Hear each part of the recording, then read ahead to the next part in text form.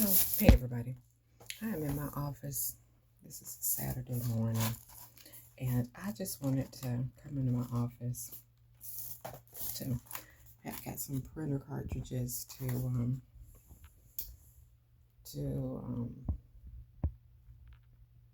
out of printer ink, and so I had to get me some printer cartridges.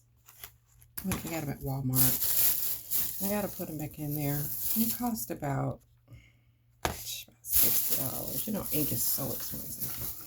And so I got some more ink, but I'm in here to put some ink back in my printer and stuff. But I just wanted to come on because I'm waiting on them. I'm gonna do a little bit. It's Saturday, so I'm gonna do a little bit of gig work later on when a batch comes. But I was just thinking, y'all, listening to different videos and stuff like that. I was coming into the office, and across the street there's a restaurant, and it's graduation time, and so there was some young people there, and doing stuff with their aunties and stuff like that. Anyway, it just dawned on me how everybody hasn't had the same chance growing up. It has not been equal or fair for everybody growing up. I had somebody, I'm not going to go into it, piss me off. Get a little better view.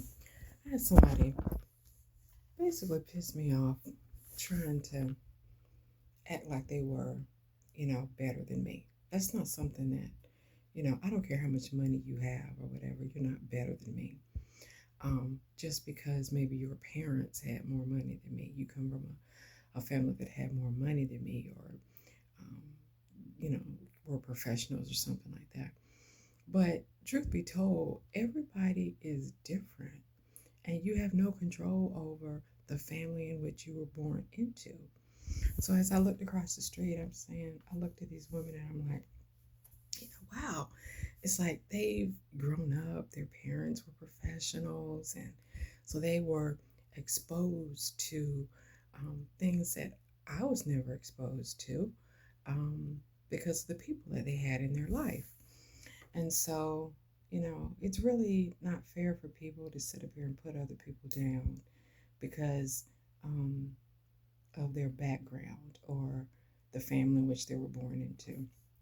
I was fortunate because even though both of my parents, I was a second generation child. In other words, my parents got married young, they had kids, their kids grew up, and then they had me and my younger sister. So my mom was like 40 when she had me. Back then, that was a big deal because she had kids when she was like 20 and she had kids when she was 40. So my youngest brother is like old enough to be my dad, technically. So I have nieces and nephews that are my age and a little bit older.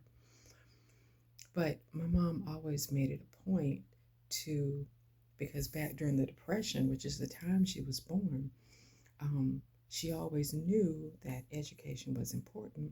So my education was important. Now, I will say, during high school, stuff happened. I ended up getting bullied, and I ended up, instead of walking with my class, I opted to take the test to get the GED and finish. That's neither here nor there. I have 3 master's degrees. As you're listening to me, you can tell that I learned what I needed to learn when I was in high school. I'm no idiot, and I will come up against anybody who wants to come for me. They can come on. I am an educated person, and I am an educated person, and I am that way because my mother exposed me. She ensured that I was put in front of the right things that would allow me to learn. In other words, she put me into the best possible schools that she could, which at that time, because I'm like 56 now, at that time she put me, integration had just, been completed. So I was in a school that was predominantly white. And so I, was exposed to things that other people would not have been exposed to things she was not exposed to and stuff. So I had many opportunities that other people didn't have, but I didn't have the opportunities that Black people whose parents, grandparents, and whatever had teachers and educators and doctors and lawyers in their background had. My family did not come from a family of Greeks and the bourgeoisie, etc. So, you know, that's not my upbringing. But still, don't come for me. Don't act like you're higher class than I am simply because we had different family. But as I look across the street, I do see that we are very different people. But it's all of our jobs to elevate each other. And I think about my brother. My brother, he sort of deliberately, he was sort of grafted into a family um, that was different. And so he sort of elevated out. And that's sort of what happens if you're not pulled out to a different family or gets exposed to different things, you're kind of stuck to where you're at. So really the hope part of my hope with the channel, the core finish, even though I am not this super successful person because I have had health challenges. I've had fibromyalgia. I believe God has allowed me to have fibromyalgia so that I can have some humility, because without having the fibromyalgia, I would be far too much for this world and people to stand. People would hate me because I would be so arrogant, because I'm arrogant today. So without having some limitations, I would be far too much for people to deal with. So God has given me a thorn in my flesh so that I can have some humility and empathy for dealing with people. But I'm hopeful to be able to use the channel, the core finish, to help elevate those who are still, wanting to rise, needing to rise, and to be their best self.